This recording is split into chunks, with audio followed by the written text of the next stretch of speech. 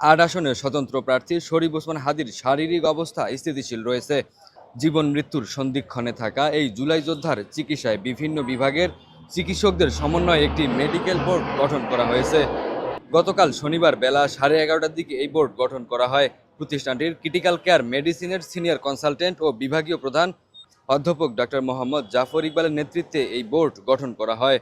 Medical board গঠনের পর doctor Zafar Iqbal গণমাধ্যমে জানান, ওসমান হাদীর অবস্থা স্থিতিশীল রয়েছে। আপাতত নতুন করে অপারেশনে যাওয়া হবে না, ওষুধ ও আনুষঙ্গিক চিকিৎসা চলবে। তিনি আরও জানান, তার ব্রেন মারাত্মকভাবে ক্ষতিগ্রস্ত হয়েছে। যেহেতু অপারেশন সম্পূর্ণ হয়েছে, সেহেতু এখন কনজারভেটিভভাবেই ম্যানেজ করতে হবে। ব্রেন প্রোটেকশন প্রোটোকল ফলো করে অন্যান্য সমস্ত সাপোর্ট চালিয়ে যেতে হবে। যদি একটু স্টেবল হয় তাহলে ব্রেনের রিপিট সিটি স্ক্যান করানো যেতে পারে। ডক্টর জাফর ইকবাল আরও জানান, ওসমান হাদীর ফুসফুসে ইনজুরি আছে ও চেস্ট ড্রেন টিউবে যেহেতু অল্প